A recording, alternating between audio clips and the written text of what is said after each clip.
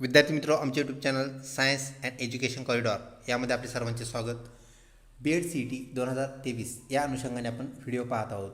विद्यार्थी मित्रों, 24 ऑगस्ट 2022 म्हणजेच गेल्या वर्षी झालेली जी आपली BEd CETची प्रश्नपत्रिका आहे त्यातील निवडक प्रश्न याचा भाग 1 आज आपण पाहणार आहोत. तत्पूर्वी आपण जर आमच्या चॅनलवरती अजूनही नवीन असाल तर कृपया चॅनलला सबस्क्राईब करा व व्हिडिओ आवडल्यास नक्कीच लाईक करा. तर चला सुरू करूया आपली आजची प्रश्नावली. त्यातला प्रश्न क्रमांक 1.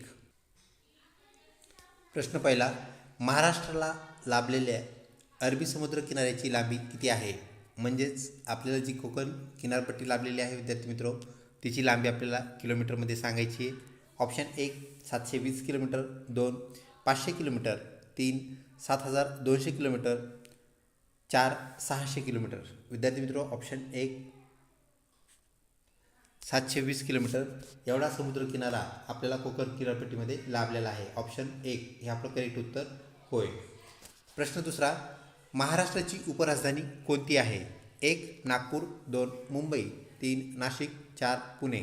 विद्यार्थी मित्रो, ऑप्शन 1 नागपूर ही महाराष्ट्राची उपराजधानी होय. तसेच विद्यार्थी मित्रो, नागपूर जिल्ह्याला आपण संत्र्याचा जिल्हा असेही म्हणतो, ही गोष्ट आपण लक्षात ठेवावी. त्यानंतर पुढचा प्रश्न, ध्वनीची तीव्रता मोजण्याचे परिमाण कोणते? तर विद्यार्थी मित्रो, हे परिणाम नाही आहे, परिमाण आहे. तर परिमाण म्हणजेच काय? तर एकक, ज्याला आपण युनिट असं म्हणत असतो. तर विद्यार्थी मित्रो, ते एकक आहे. Option 1 decibel, 2 newton, 3 hertz, 4 dyne. तर विद्यार्थी मित्रो, ऑप्शन 1 डेसिबल हे त्याचं उत्तर होय.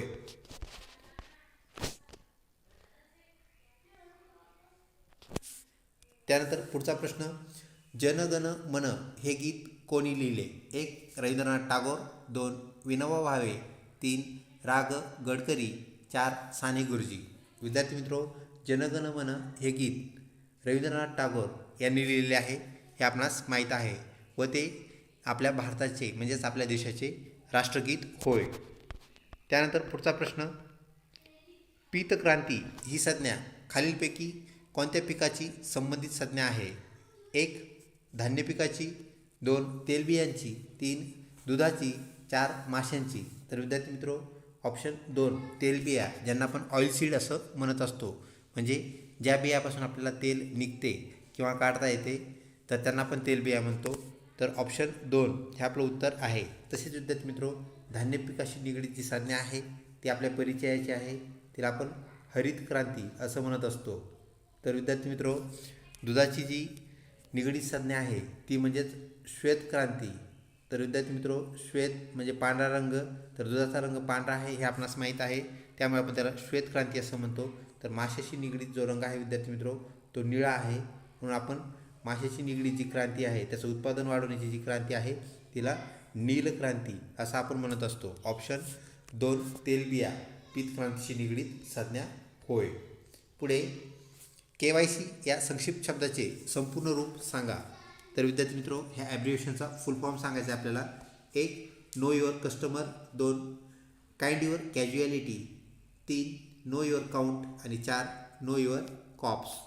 कॉप्स म्हणजे सैनिक किंवा आर्मी. तर विद्यार्थी मित्रो, ऑप्शन 1 नो युअर कस्टमर ही KYCचे काय आहे पूर्ण रूप आहे, ही गोष्ट आपण लक्षात ठेवावी. जनरली विद्यार्थी मित्रो, ही संज्ञा जी आहे तर ती बँकांशी निगडीत आहे, म्हणजेच बँका आपल्या कस्टमरचं काय करत असतात, आयडेंटिफिकेशन करतात, ओळख पटवून घेतात, त्याला आपण नो युअर कस्टमर असं म्हणत असतो. तर ऑप्शन 1 हे आपलं करेक्ट उत्तर होय. पुढचा प्रश्न तोही बँकेशी निगडीत विचारण्यात आला होता. भारतीय रिझर्व्ह बँकेची स्थापना कधी झाली? वर्ष सांगायचं आहे. ऑप्शन 1 1935, 2 1953, 3 1960, 4 1885. विद्यार्थी मित्रो, ऑप्शन 1 1935 हे आपलं उत्तर होय. तर भारतीय रिझर्व्ह बँक म्हणजे ज्याला आपण reserve bank of India RBI असं म्हणतो, त्याची स्थापना ऑप्शन 1 1935ला झाली. त्यानंतर पुढचा प्रश्न विद्यार्थी मित्रो, दादासाहेब फाळके पुरस्कार कोणत्या क्षेत्रासाठी दिला जातो? 1 चित्रपट क्षेत्र, 2 कला क्षेत्र, 3 साहित्य, 4 क्रीडा. विद्यार्थी मित्रो, ऑप्शन 1 चित्रपट क्षेत्रासाठी उत्कृष्ट कामगिरी करणाऱ्या व्यक्तीस हा पुरस्कार दिला जातो. तर विद्यार्थी मित्रो, कला क्षेत्राशी निगडीत असणारा जो पुरस्कार आहे तो व्ही शांताराम. त्यानंतर साहित्याशी निगडीत असणारा ज्ञानपीठ पुरस्कार आपल्या परिचयाचा आहे विद्यार्थी मित्रो. तसेच क्रीडा क्षेत्राशी खेलरत्न, अर्जुन पुरस्कार, तसेच महाराष्ट्र शासनाकडून दिला जाणारा शिवछत्रपती क्रीडा पुरस्कार, अशा प्रकारचे पुरस्कार निगडीत आहेत. ही बाब आपण लक्षात ठेवावी. तसेच विद्यार्थी मित्रो, आंतरराष्ट्रीय पातळीवर ऑस्कर नावाचा पुरस्कार चित्रपटासाठी दिला जातो. ही बाब आपण लक्षात ठेवावी. त्यानंतर पुढचा प्रश्न, माझे सत्याचे प्रयोग हा ग्रंथ कोणाचा आहे? 1 महात्मा गांधी, 2 बाबा आमटे, 3 विनोबा भावे, 4 यापैकी नाही. विद्यार्थी मित्रो, ऑप्शन 1 महात्मा गांधी यांचे ते आत्मचरित्र होय. त्यानंतर पुढचा प्रश्न, लोणावळा व खंडाळा ही थंड हवेची ठिकाणे कोणत्या जिल्ह्यात आहेत? 1 पुणे जिल्ह्यात, 2 ठाणे जिल्ह्यात, 3 औरंगाबाद जिल्ह्यात, 4 यवतमाळ जिल्ह्यात. विद्यार्थी मित्रो, ऑप्शन 1 पुणे जिल्ह्यामध्ये आपल्याला लोणावळा व खंडाळा ही थंड हवेची ठिकाणे पाहायला मिळतात. तसेच विद्यार्थी मित्रो, औरंगाबाद जिल्ह्यामध्ये म्हैसमाळ व यवतमाळ जिल्ह्यामध्ये चिखलदरा ही थंड हवेची ठिकाणे आपल्याला महाराष्ट्रात पाहायला मिळतात. त्या अनुषंगाने आपण हे लक्षात ठेवणं क्रमपात आहे, गरजेचं आहे. त्यानंतर विद्यार्थी मित्रो, पुढचा प्रश्न, जपान या देशाच्या संसदगृहास काय म्हणतात? 1 लोकसभा, 2 असेंब्ली, 3 डाएट, 4 सिनेट. विद्यार्थी मित्रो, ऑप्शन 3 डाएट असा आपण जपान देशाच्या संसदेस म्हणतो. त्यानंतर पुढचा प्रश्न, बुद्धिबळात खेळाच्या सुरुवातीला कोण सर्वात जास्त संख्येने असतात? 1 घोडे, 2 हत्ती, 3 उंट, 4 प्यादे. तर विद्यार्थी मित्रो, ऑप्शन 4 प्यादे हे सर्वाधिक संख्येने आपल्याला पाहायला मिळतात. आपणास माहीत आहे विद्यार्थी मित्रो, बुद्धिबळाच्या खेळामध्ये एका साईडला 2 घोडे, त्यानंतर ऑपोजिट साईडला 2 घोडे, त्यानंतर विद्यार्थी मित्रो हत्ती जे आहेत, हत्तीचं पण तसंच आहे, दोन्ही साईडला 2-2 हत्ती आपल्याला पाहायला मिळतील. उंट पण दोन्ही साईडला 2-2, म्हणजे ह्या सगळ्यांची संख्या 4च ठरते. तर विद्यार्थी मित्रो, आपल्याला माहीत आहे प्रत्येक सोंगटीच्या पुढे 1 प्यादे असते, म्हणजेच 8 प्यादे आपल्याला एका साईडला, म्हणजेच आपल्याला एकूण 16 प्यादे पाहायला मिळतात. म्हणजेच बुद्धिबळाच्या पटावर 16 प्यादे असतात, तर त्यांची संख्या 16 ही होय. तर विद्यार्थी मित्रो, ऑप्शन 4 हे आपलं करेक्ट उत्तर आहे. तसेच विद्यार्थी मित्रो, या अनुषंगाने अजून एक बाब आपण लक्षात ठेवणं गरजेचे आहे. बुद्धिबळाच्या पटावरती 64 घरं असतात. ही गोष्ट आपण लक्षात ठेवा विद्यार्थी मित्रो. 8x8चं बुद्धिबळ पट आपल्याला पाहायला मिळते. तर 64 ही संख्या आपण त्या अनुषंगाने लक्षात ठेवावी. त्यानंतर गुलामगिरी हे पुस्तक कोणी लिहिले? 1 महात्मा गांधी, 2 बाबा आमटे, 3 विनोबा भावे, 4 महात्मा फुले. विद्यार्थी मित्रो, शेतकऱ्याचा असूड ज्यांनी लिहिलं त्यांनीच गुलामगिरी हेही पुस्तक लिहिलं, म्हणजेच महात्मा फुले हे त्याचं उत्तर होय.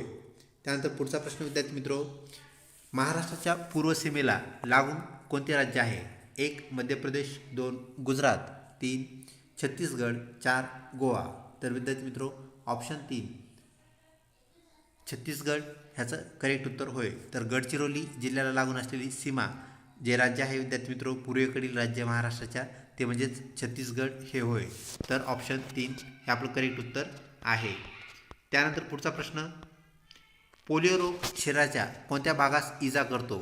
म्हणजेच पोलिओ हा आपल्या कोणत्या भागावर अटॅक करतो? 1 हाडावर अटॅक करतो, 2 डोळ्यावर अटॅक करतो, 3 मज्जासंस्थेवर आणि 4 मानेवर. विद्यार्थी मित्रो, ऑप्शन 3 मज्जासंस्था हे करेक्ट उत्तर होय.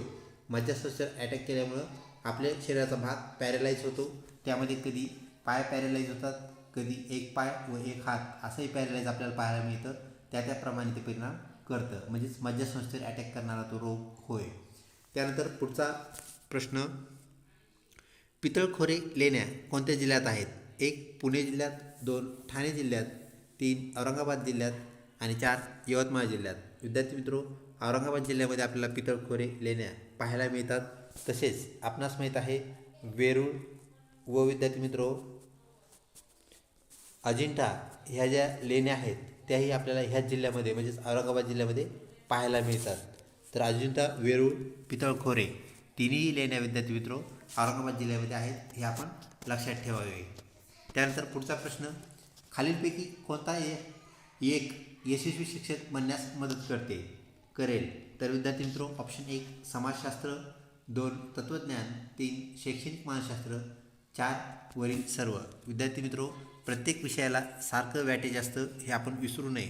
तसेच विद्यार्थी मित्रो गुणही सारखेच असतात, म्हणजे प्रत्येक विषय सारखाच महत्त्वाचा आहे.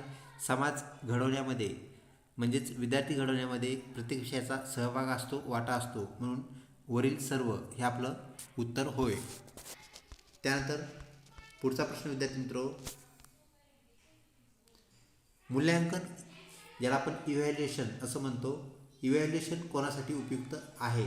1 विद्यार्थ्यासाठी, 2 शिक्षकांसाठी, 3 मानवासाठी, 4 मुख्याध्यापकासाठी. तर विद्यार्थी मित्रो ऑप्शन 1 विद्यार्थ्यासाठी मूल्यांकन करणे हे क्रमपात असते, गरजेचे असते. ऑप्शन 1 हे आपलं करेक्ट उत्तर होय. त्यानंतर पुढचा प्रश्न, लिंबाच्या रसामध्ये कोणते जीवसत्व मोठ्या प्रमाणात असते? 1 अ जीवनसत्व, 2 ब जीवनसत्व, 3 क जीवनसत्व आणि 4 ड जीवनसत्व. विद्यार्थी मित्रो ॲस्कॉर्बिक ॲसिड म्हणजेच व्हिटॅमिन सी ज्याला आपण म्हणत असतो, ऑप्शन 3 जीवनसत्व क हे लिंबाच्या रसामध्ये आपल्याला पाहायला मिळते. त्यानंतर विद्यार्थी मित्रो आजच्या प्रश्नामध्ये शेवटचा प्रश्न, शाळेत गैरहजर राहून पळून जाणे यामुळे होते का? तर विद्यार्थी मित्रो विद्यार्थी का पळून जातात किंवा शाळा मिस करतात असा हा प्रश्न आहे. 1 कुचकामी शिक्षक असल्यामुळे, 2 अभ्यासात रस नसल्यामुळे, 3 अध्यापनाची कमकुवत पद्धत असल्यामुळे आणि 4 हे सर्व किंवा वरील सर्व. विद्यार्थी मित्रो ह्यातली कुठलीही गोष्ट जर असेल तर विद्यार्थी शाळेत हजर राहण्यास काय होते, मज्जा, ते शाळेत हजर राहण्याचं टाळतात किंवा त्याला शाळा नकोशी वाटू शकते. ऑप्शन 4 वरील सर्व हे उत्तर होय. विद्यार्थी मित्रो व्हिडिओ आवडल्यास नक्कीच लाईक करा. तसेच 24 ऑगस्ट 2022 पुढील प्रश्नपत्रिका जी आहे विद्यार्थी मित्रो ती लवकरच अपलोड होईल. ती आपल्याला अभ्यासासाठी निश्चितच लाभदायी ठरेल. तर आमच्या चॅनलला कनेक्ट राहा. चॅनल अजूनही सबस्क्राईब केलं नसेल तर कृपया सबस्क्राईब करा. लवकरच भेटूया पुढच्या व्हिडिओमध्ये. तोपर्यंत धन्यवाद.